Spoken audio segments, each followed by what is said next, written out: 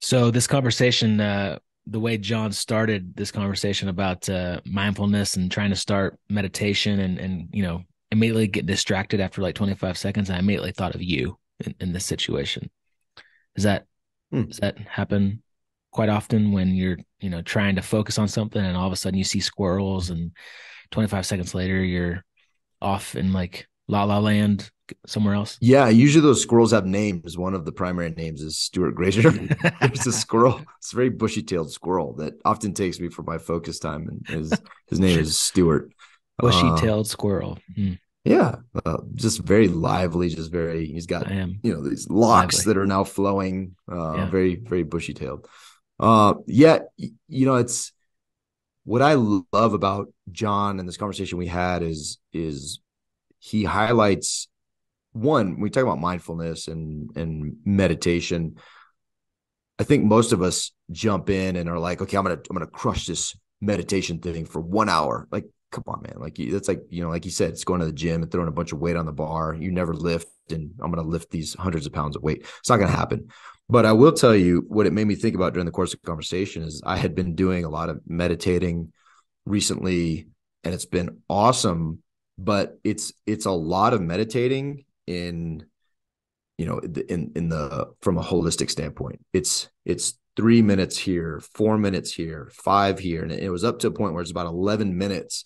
And when I look back on the last couple of months, I was like, oh man, I've got literally hundreds of minutes of meditation. Like it kind of blew me away. But it's this idea of just constantly being intentional and improving, and that's one of the things that he really focuses on, and that goes into our relationships as well, which was a really good conversation. Yeah, this is a great conversation. You will get a lot of gold bombs out of this. So go listen. See you. Get it. You're listening to Filling the Storehouse podcast. I'm David. And I'm Stuart, and we want to walk with you on the journey to living the abundant life through faith, family, and freedom. Our goal is to refine our why while helping you find yours. Together, achieve our best and highest purpose. In the end, we'll drive each other to intentionally fill our storehouse. All right. I am excited about this conversation. John, welcome to Filling the Storehouse podcast. I can't wait to get into your story and your background. But first, I have a funny story that I didn't tell David about yet. And I'm curious what you would do in this situation. So I took my son to a mountain bike park. There's a mountain bike park right by our house. Me and my cousin took our boys, and there's some ramps and there's some jumps. And my son's 5. So he's, just still he's riding his bike, but he's not like super into it yet, right? And I was like, hey, let's go down this. I mean, it was like the big hill, right? And there's a jump and a ramp, and it's like, come on, let's follow me. So he follows me down, and he goes up this ramp, and he loses his balance, and he like goes off the ramp on the side, like head over the handlebars, like face plant, gets up crying, and I'm like, you're all right. You're all right. You're okay. I go over to him and like whole mouth red. I was like, oh no, this is not good.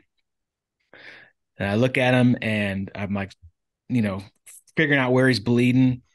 And then I realized that he had a red fruit roll up in the car right beforehand, and his entire mouth was red because I couldn't find like the blood anywhere. And I was like, you're not bleeding anywhere. Get up, let's go. And like I just like, trying to be like tough dad.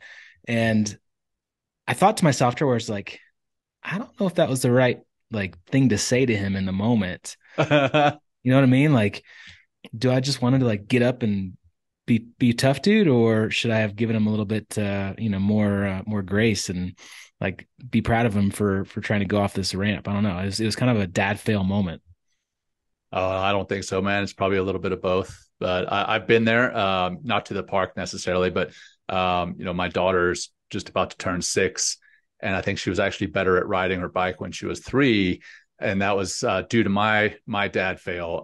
I took her to this park. We were visiting my parents in Louisiana, and I took her to this park where there was a pretty big downhill. I mean, not hills like you have here in Colorado, Yeah, but fairly decent for a 3-year-old to be riding down, right? yeah, And normally I would run beside her, and I'm like holding her on her shoulders, And I'm like, ah, she's got this. She's going to have the momentum. She's going to be great. And she did. She went down this hill, no problem. But I forgot at the bottom of this hill, there's a turn. now she's like going down this hill probably faster than she's ever ridden a bike before. And now she has to make a turn. And just as I see, oh yeah, there's a turn at the bottom of this, she starts freaking out, and she wiped out big time, like all road rash on her arms and her legs, and cracked her helmet. So this is a 3-year-old cracking her helmets. So now I'm really showing my dad fail moment. And I run down there and I'm like, are you all right? Are you all right? And after that moment, she was okay besides the road rash and everything else. And luckily she was wearing a helmet. But after that, man, riding down any hills, she would just not do it. And she's just now getting to the point where she feels comfortable riding down a hill now 3 years later. And that was all yours truly. That nice was my job, fault. Dad. Nice job. Yeah, exactly. That's awesome. David's That's never tough, had though, any man. dad fails like that. No, I had a good one yesterday. I have dad fails every day, and but I'll tell you what's interesting, and we'll get into this mindfulness thing. Stu and I run a men's mastermind, and we're very, very intentional about action taking, but also, the first step before any action taking that we challenge ourselves and this group of men is, and probably some names you may recognize from, we have some amazing Navy SEALs that are part of it, and wow, a lot of older guys like us that are retired and served for a while. But I'll tell you, what's interesting is you go from this self-awareness thing, we ask questions, we dive deep, and then it goes into an action phase. And the mindset of taking action, I think, is a really interesting thing. And I think it's super powerful, right? Especially when you're intentional about it. And I think a lot of times, man, we have to do these, we put ourselves and our kids into these positions to do things, because if you never do anything, then you never do anything, right? You never get better, you never challenge yourself. And there are going to be occasions where you're going to step backwards because, because you fell. Right. But I'm just curious, the mindset and the psychology, like when you're actually, raising your kids, how can you be mindful and intentional about pushing, but not potentially going Stu's route and be like, hey, toughen up? Because I'm so guilty of the stop crying, toughen up thing. Oh, for sure. Terrible about it. But the pushing your kids to do things, I'm pretty good at that, right? And my kids do some. I took them skiing yesterday, a 6 and 9-year-old, and I have a daughter who was out of town. But man, they're crushing. They are like, because when they go with me, I'm like, I'm not that dad. I'm not going to be. I very intentionally don't want to be the dad to be like, oh, stay out of the trees, don't do this, don't do that. Like, I don't want them to be afraid. But my kid ran into a tree the other day, so there's a downside.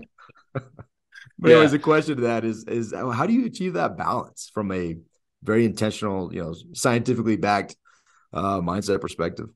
No, I'm glad you asked that, man, because I'm still, figuring that out myself. If I figure it out, I'll make sure I call you up. But I think we're all kind of in we'll the have same episode 2. process. It'll be like the $1 million episode. That's right. But funny enough, my wife and I were just talking about something similar this weekend. Because I think in this day and age, it's very easy to spoil your kids and pamper them. And I'm guilty of being on both sides of that coin, pushing them too hard, and then on the other side, being kind of that helicopter parent, like, oh my gosh, you're going to hurt yourself. Oh my gosh, you're going to hurt yourself with every little thing. My son in particular, he's just turned 4. It's a full-time job keeping him from hurting himself, because he wants to jump off everything. Like he thinks he's, a big kid. He thinks he knows how to do everything already. But the conversation my wife and I were having, there's a book called the Comfort Crisis. I don't know if you guys have read that. Yeah. So the day and age that we live in, everything is kind of given to us. Most of us live in some type of society where, food shortage isn't necessarily a danger. And I do understand that there are plenty who still suffer from food shortages. But, the majority of us that are probably listening to this podcast are not in that. If you're listening to a podcast, you're most likely not in a food shortage situation. Right. I have a truck that's got a heated steering wheel, and I jumped in my van the other day and it was freezing. And I was like, I need my heated steering wheel. And I'm thinking, oh my gosh, I am the comfort crisis. Yeah. I am. First world And problems. right, exactly. First world problems, exactly. And I was talking to Becca, my wife, and I'm like, hey, we're guilty of every time we go to the store, the kids are like, hey, I want a treat, I want a toy, and we buy them something small. And we're like, okay, you know what? We're putting the kibosh on that. We're gonna stop doing that every single time. They're gonna whine, they're gonna cry. And we as parents, we as the caretakers, we as the people who are bringing them up in this world to be adults, yes, we want them to be kids, but we also want them to grow through adversity, grow through challenges, grow through the obstacles, right? Ryan Holiday's the old obstacle is the way. Well, we've got to provide those obstacles. And sometimes providing those obstacles sucks for us, right? It's tough to see your kid get hurt. It's tough to put them in a situation where they may get hurt. It's tough to put them in a situation where they're going to be sad. But guess what? If we don't put them in that, eventually they're going to be put in those situations anyway. And now they're not going to be prepared at all. Now they're not going to be emotionally prepared. They're not going to be mentally prepared, physically prepared. So I think the balance, it really comes with understanding our role as a parent. It's not there. The role is not there to give them everything that they want and desire and need. Sometimes it's the exact opposite. Sometimes it's to not give them everything that they want and desire and need. Sometimes it's to actually let them go through the freaking tantrums of crying and grow from that. Sometimes it is to let them physically fall down on a bike, fall down skiing, fall down on the hill. And that's tough to see as a parent. But yeah, I think that it all boils down to understanding our roles. Our roles are to help them to grow. I'm going to butcher the saying, but what is it? Prepare the kids for the road. Don't prepare the road for the kids. Something like that. Yeah, Too many of us as parents are guilty of preparing the road for the kids. And we need to flip that mentality so that we can really help our kids be better people in the long run.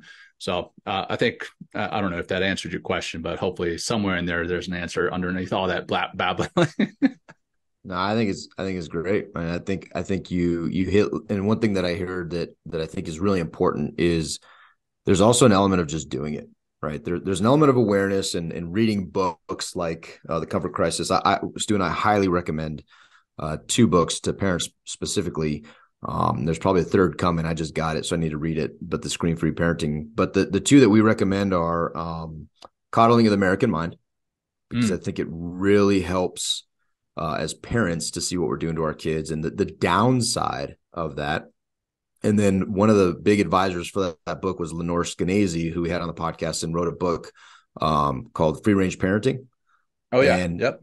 That book is absolutely, and I'm not a huge audiobook. Like, I wouldn't recommend that first. I usually recommend the reading version first, but she's so witty and so funny. And the woman that she has that dictates that book it's just so entertaining, amazing book. So I'd highly recommend that one as well for parents, just to think more deeply about the impact of what we're doing in this process to create healthy adults. Right. Yeah. Yeah. And I just made a note of all those books. So thanks for sharing those. Hey, Jon, let's get back to kind of who you are and where you came from and what you're doing now, if you don't mind. We kind of skipped that part of the intro. So let's go back there and get a little bit more information about you. Yeah. So let's see. How long do you have? So let's see. I got to backtrack quite a while just to lay the foundation here. But yeah, perfect. I was born in Cape Town, South Africa, and moved from South Africa. I was one of 5 children, 3 older sisters and a younger brother. Moved from South Africa when I was 7. And 2 of the reasons that we left, the first one being that South Africa was still practicing apartheid, which we didn't agree with. I think it's hard to agree with if you're any type of human being and see others as human beings. So we left South Africa for that reason. And then the other one was my young brother and I, if we had stayed in the schooling system and graduated there, we would have been drafted into the military afterwards. So the joke with my dad is that, hey, we left South Africa so that I didn't have to go into the military. But really, at least coming over here into the States, I volunteered to join the military. I had a choice in the matter. So the joke is, hey, I left South Africa so that you wouldn't have to join the military, but and then you hey, join anyways. I had a choice. Yes, exactly. I joined anyways. So went through the schooling system in a small town in north central Louisiana. If you're familiar with Louisiana Tech, that's where I went to school. I didn't go to school at Louisiana Tech. I went to school at Ruston High. That's the town that Louisiana Tech is in. Graduated from Ruston and then went into the Navy. I enlisted in the Navy first. My plans were to go from the small town of Ruston, Louisiana, into the SEAL teams as an enlisted guy, but then got picked up from the enlisted ranks to go to the Naval Academy. Went through the Naval Academy, graduated in 2001, and then went into SEAL training from there. And from SEAL training, went into the SEAL teams and served the rest of the time in the Navy. The rest of the time in my career in the SEAL teams or attached to special operations in some capacity. And then, fast forward, experienced some battlefield losses, experienced some hardships, some adversity of my own, coming back to, coddling people. If my parents had coddled me the whole time, I probably would not have handled some of the adversity and challenges that I experienced in the military and experienced in life in general as well as I did. Now, I'm not trying to give myself a pat on the back, but I'm just saying that dealing with adversity at a young age helped me to do it later on. Anyway, those challenges, as well as I handled them, I still had some hardships from them. I still struggle with stress and anxiety and depression, some survivor guilt, that kind of thing. And I took it upon myself to self-medicate with alcohol and prescription medicines, and got myself into a pretty bad spot mentally and emotionally and spiritually, and ended up going to see some counselors and got some really good talk counseling. And I still go to talk counseling regularly to this day because I believe in it. But one of the counselors recommended that I practice mindfulness and meditation to address these challenges. And when he told me that, in my mind, I was like kind of this badass Navy SEAL guy, and he's telling me to practice these, what I kind of envisioned as soft practices, kind of weak practices, even feminine practices. And at that time, I kind of associated the term feminine with weakness. Now, I do not associate those two together at all. I'm a husband and a father, and I've seen my wife, and she's a mother, do what she does as a mother, do what she does as a wife, do what she does as a woman out in society. And I definitely do not associate those two terms together anymore. But anyhow, so this guy's telling me this, and I laughed at him. And then he says, well, if I had a pill to give you that would improve your performance, both mentally and physically, both personally and professionally, would you take that pill? And I was like, hell yeah, doc. I'm a type A personality. I'm a special operator. I'm always looking for an edge over my enemy on the battlefield or over my buddy right next to me. And he was like, well, guess what? It's not a pill. If you practice this mindfulness and meditation, your performance is going to improve. So he kind of sold it to me as a performance enhancing thing. And so now I'm taking it. Okay, yeah, sure. I'll do that.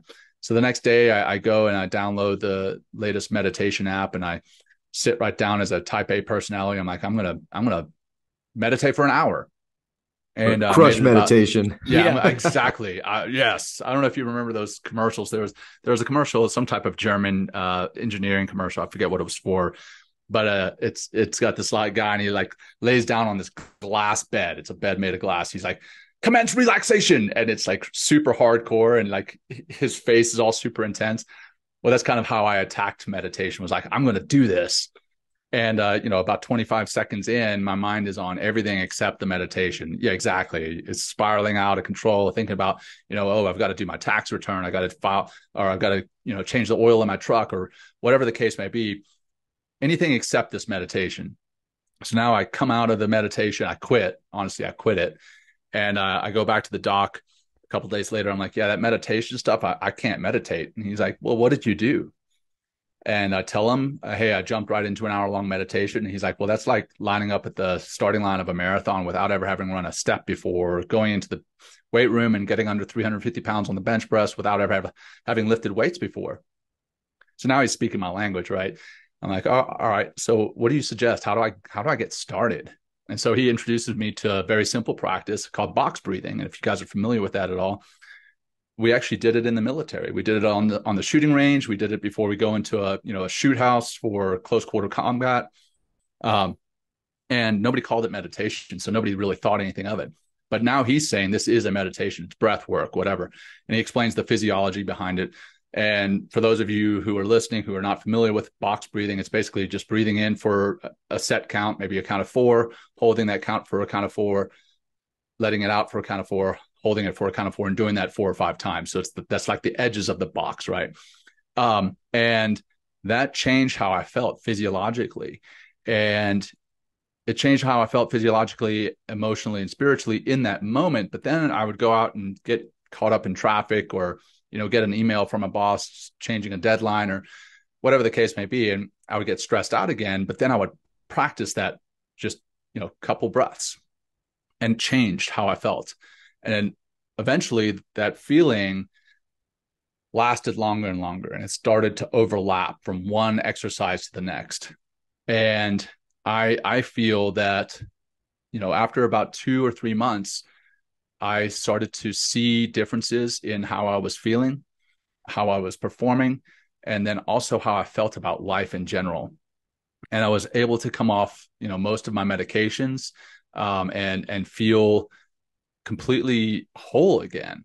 So I feel that mindfulness and meditation truly changed my life for the better, but also quite literally saved my life. So now I feel that it's a kind of a duty and an obligation to share these practices with anyone who will listen. And as I was getting out of the military and people were asking me what I wanted to do, what I wanted to do next in my encore career, I looked at a whole lot of other jobs, finance jobs, commercial real estate, you name it. I was looking at it, and nothing really jumped out at me as something that I was going to be passionate about. And we were talking about this before the show, having a positive impact on people's lives. I wanted to have a positive impact on people's lives. And you can have a positive impact with all those other jobs that I mentioned. But I saw a potential to have positive impact with mindfulness and meditation. And when I told people that that's what I wanted to do for a living, they're like, so you're going to be a hippie? And I was like, well, maybe a little bit, but not too much. Exactly. That's awesome. And then like, wait, you can make money teaching that? I'm like, well, I'll figure out a way to make money, but it's not about the money. It's about the positive impact. I mean, and granted, luckily I am a military retiree, so I have that to fall back on. But yeah, now that's what I do for a living. I teach mindfulness and meditation as a former or retired Navy SEAL commander, which, that's not the typical military transition. That's incredible. Actually, that goes right into my next question for you. And I'm just curious, how did your military transition go? And I want to talk specifics because Stu and I had what we believed to be the primary things that most of us focus on. We had them relatively not figured out, but we had a pretty good thing to go into because we'd started a couple businesses. We had our military retirement. And so I assumed in my transition that the biggest concern is, okay, my pay is cut in half. I need to address that. Well, that really wasn't our situation. And so I found, for me personally, I've been extremely surprised and a little bit shocked at the things that have come out during my transition for me. I was never an anxious person. I didn't suffer with anxiety. I joke around a lot, pretty lighthearted, but stuff started getting pretty intense probably about a month and a half ago, when whether it's memories or things, like the pressure has gone to perform and to be an officer and be strong, quote unquote strong, and keep driving. And I just realized I hadn't dealt with a lot of like really, really serious stuff. Right. And I started getting like almost like anxiety attacks. I'm like, I don't know. I told Stu, I came into the office one day and I was like, dude, I don't know if I'm like having a heart attack. I don't know. Like, I don't feel like I'm that unhealthy. Like, this something weird is happening. Yeah. And it turns out that I think it was just a lot of anxiety. So I'm curious for you, like, how did that transition go? And you talk about mindfulness, like, what are some very practical steps those looking to transition can take? Yeah. So mindfulness is just, if you want to boil it down to one word, it's intention. It's being intentional about what it is you're doing, what it is you're feeling, what it is you're experiencing. And luckily, I was able to be very intentional about my transition. Coming back to, when I was sitting down talking with people in different industries, prior to that, you guys are familiar with the Honor Foundation, right? Yeah. So the CEO now of the Honor Foundation, he was not the CEO then. He was my former boss. I was his executive officer. And then I worked for him when he was a commandant, or a Commodore. And he had gotten out at this point, and he knew that I had intentions of getting out in, the next 2 years or so. So he calls me up. He's like, "Hey, John, let's have some coffee." And, at this point in my career, I wasn't used to having, networking coffees. I think the military is pretty bad about teaching how to network. I mean, shit, you'll sit in a cubicle land and you won't even know who the person is next to you or what they're doing next to you. Anyway, sorry if I cursed there. I'm not sure what the podcast rules are. So anyway, so he sits me down to have some coffee and he's like, "Hey, what are you planning on doing in the next 2 years?" I was like, "Well, I got 2 years before I figure that out." And he's like, "No, you don't. You need to sit down and figure out kind of the route that you want to go on and have a plan of action and milestones. The old POA&M, right?" And so I'm like, "Okay, so what does that look like?" And he's like, "Well, you need to sit down with people in different industries, have coffees, networking coffees, have those 50 cups of coffees, 1,000 cups of coffee, million cups of coffee, whatever you want to call it. Sit down with some folks and find out the different walks of life that they're in, what took them down that road, what bumps they've encountered along that road, and whether or not they would do it again." So I sat down and I had, those 100 cups of coffee with people. And I still have them to this day. I think, it's an incredibly important thing, not necessarily asking them the same questions now, but still it's important to be able to get out and network.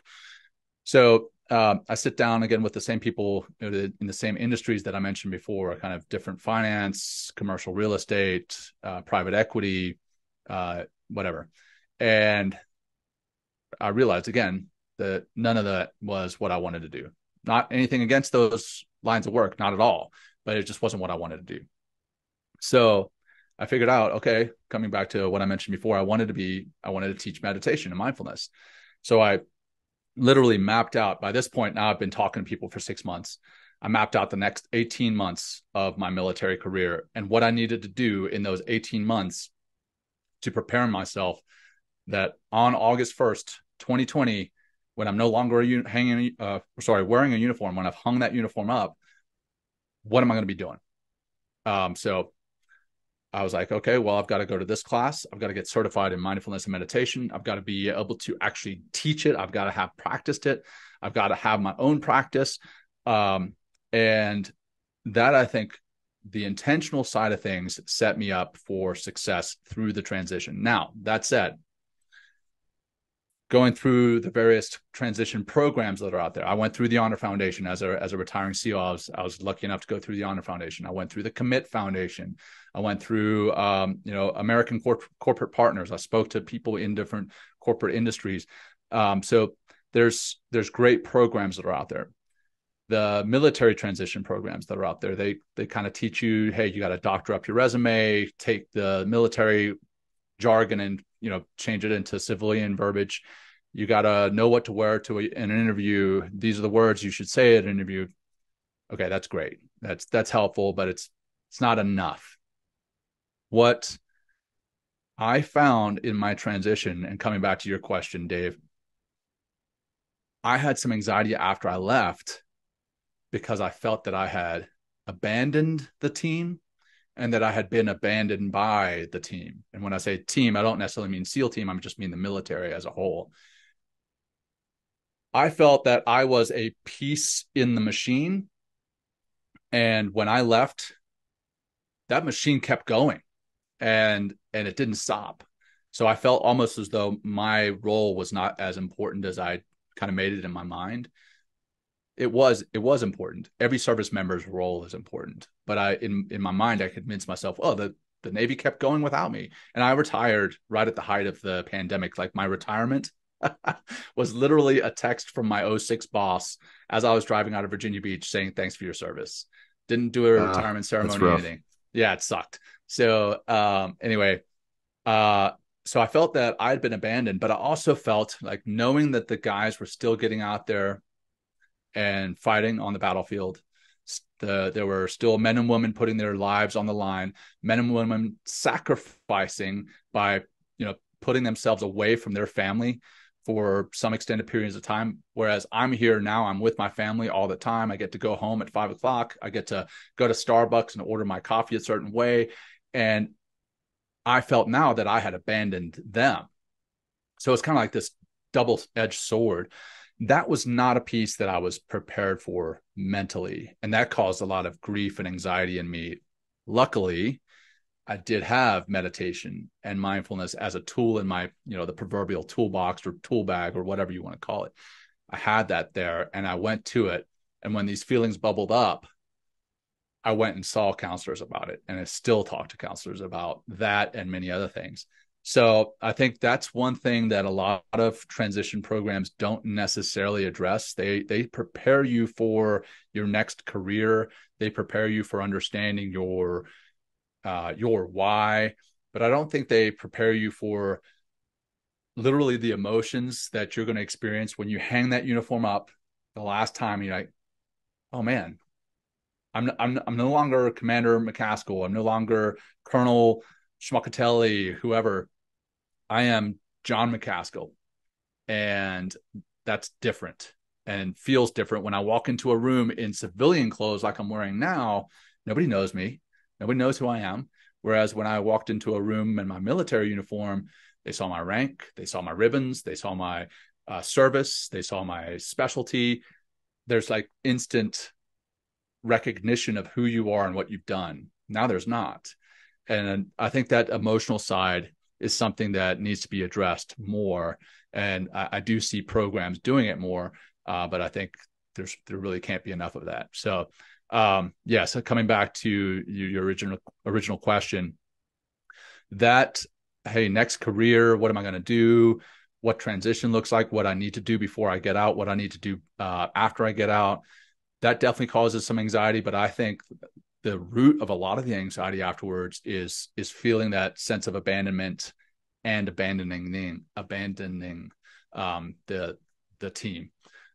So luckily, again, mindfulness and meditation are very helpful in addressing that. It's interesting, man. David and I saw that too. Like, I feel, we had set up our real estate businesses. We had purchased, rental properties to kind of create, income to replace our military income.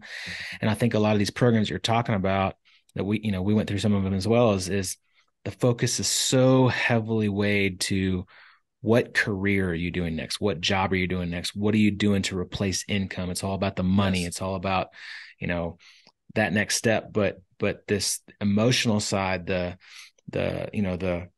anxiety and the feelings of leaving a mission and then having nothing to kind of go into. And, I think there's a lot of careers that people will go into that they don't have that sense of purpose. They don't have that sense of meaning and mission like we did in the military. And just like you said, like you were a part of it, and all of a sudden, one day later, you're not a part of it anymore. I'm reading a book right now called Hero on a Mission by Donald Miller. And he talks a lot about that. He talks about like to have meaning in your life. And he references Viktor Frankl's book, Man's Search for Meaning, quite a bit. And like, you have to have an ambition, and you have to share that ambition and that meaning with others. And you have to know that there's going to be challenges and enduring that along the way. And you have that in the military. Like, you have a mission, you have a purpose, you have people to do it with, you have a community. And then retirement hits and you don't have that anymore. And then you go into, Google, or you go get an MBA, or you go to, GE, and you sit in some middle manager job, and that all goes away. right? Yeah.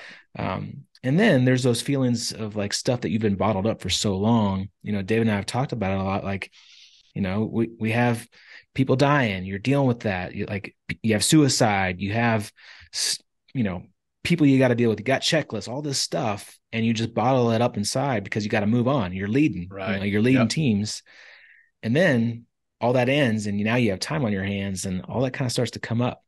And now, where David was with these emotions and this feeling of anxiety and this pressure, like it's an interesting thing that not a whole lot of people talk about. I don't know of many transition programs that talk about that, right? Yeah. Yeah. And so it's interesting that your take on it, the career that you kind of have gone down, it sounds to me is like an answer to this challenge of transition for military. Did you realize that early on, and that was kind of one of the reasons why you went down this road of impact because of that? No, I didn't. Honestly, I mean, I knew that I'd be working with veterans and first responders in some capacity. That's a large portion of my audience these days, but I didn't know exactly how. I knew I'd be, addressing post-traumatic stress. Not that I'm a clinician and I'm not qualified to address it in that aspect, but at least teaching them meditation and teaching them some tools that can allow some of the stuff that they bottled up inside to bubble up so that they now can go and seek some professional help. So post-traumatic stress, the survivor guilt that I talked about, the anxiety, the stress, I knew I was going to be helping veterans with that. I didn't realize that I was going to be talking about the shame, the guilt, and the sense of abandonment that I discussed before, and that's huge. And I'm thankful to have the opportunity to have platforms like today's show to share this. That if you are feeling that, that's totally normal. It's a part of the process.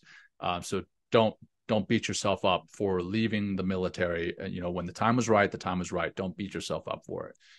Don't beat yourself up because the military continued without you. I mean, if it came to a grinding halt every time somebody left, that would be a disaster, right? Right. I mean, is that something we want? No, we don't. We want a military that continues moving on smoothly, even when people leave. But yeah, Stu, to answer your question, no, I never thought that would be a piece, and I really didn't appreciate it until I experienced it myself. But now I have experienced it, and there's value in having experienced that because now I can share it with you guys, with your audience, with audiences like this. And so that people can realize that whether they're experiencing it now, they have experienced it before, or they're on the left side of transition and they're still, heading towards that retirement or getting out, and they were not anticipating it. Now they can anticipate it. Now they know it's coming, right? You're kind of in three phases in the military. You're either, you're either transitioned out, you're transitioning, or you're soon to be transitioning, whether that's 5 months or 5 years or 15 years, eventually you're going to be transitioning.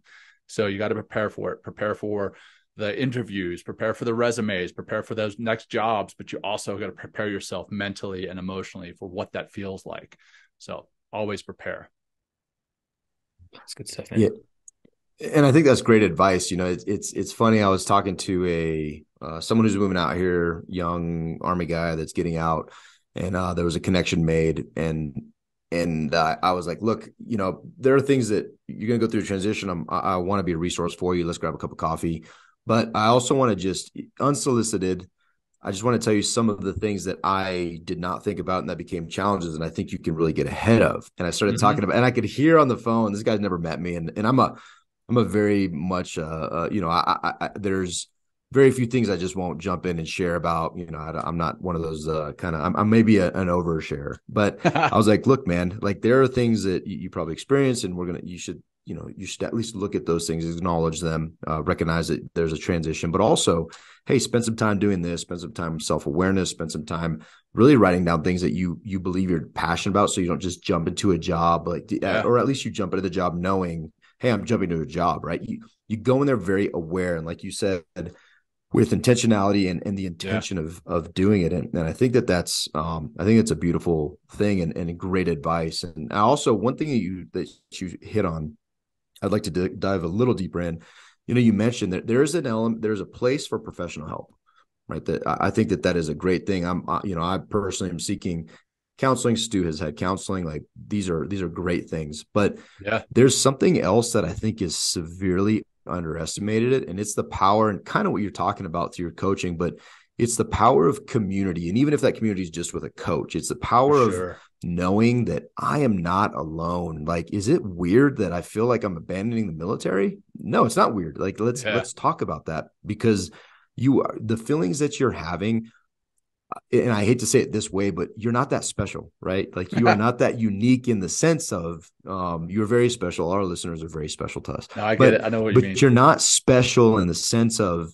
unique, and you're experiencing these emotions that nobody can understand. And awesome conversation with Jon. And one of the biggest takeaways, Stu, is you're just not special. You're not special. And that's what I took away. Joking aside, you are very special. But one of my favorite parts of the conversation was about community, and it was about realizing that you are not alone. And yeah, there is some hard work, that perceived hard work, to go into building your community and to building relationships and making friends. But in reality, it's not that hard. It's just a lot of hellos, and it's also going to be a lot of fun. And the rewards from that help you realize that one, you're not alone. We're not unique or special in our problems, that there's comfort as well in knowing that we can share these things that we're struggling with, and someone can actually understand because they've either gone through it, are currently going through it, or will go through it at some point. And so just so many gold nuggets in this interview, but really appreciated the aspect of community. Yeah, for sure, man. And Jon's doing something similar to what we're trying to do. We're trying to build relationships and connections just here locally in Colorado. So, if you do live in Colorado, we'd love to hang out. We'd love to go play. We'd love to, go do a mountain day and just have fun again and laugh. And it's important. We created a meetup on a website, meetup.com. If you look for Kinetic Men of Storehouse 310, you can find us. And we're doing things every Thursday. We're going and having coffee. We're going up to the mountains and going snowboarding. We're going mountain biking. We're doing just fun stuff in Colorado. You can also just go to our website, storehouse310.com, and there's a big banner at the very top that says, come meet up with Stu and Dave, and join us. We would love to hang. I'm a whole lot cooler than David. David is not very special. Well, let me take that back. He is very special, very special. Thank you, Stuart. And we all love you, David. So come hang out. David will give big bear hugs. So just be prepared for that. Hey, I like to hug, and there's science backing long hugs being very beneficial to your health. So, and I'm concerned about your health. So come hang out. I'll give you a hug, and you'll leave more healthy. That'll be great. You're so generous. Thank you, Stuart. And you're so generous with your humility and how cool you are. Do it. See ya. See ya. Thank you, friends, for listening to Filling the Storehouse. If you are growth-minded, community-focused, and willing to take uncommon action to redefine success and live an abundant life, visit our website at www.storehouse310.com to see all the ways we can connect. Yeah, on our website, you can find information on everything we're doing, like joining our meetup page to get the details on our webinars and our local Thursday gatherings here in Colorado. From our site, you can also find information on and sign up for our next retreat. Finally, we always appreciate your love and support. Please share this episode and go rate us on your podcast player of choice. Thank you again. Now go fill the storehouse.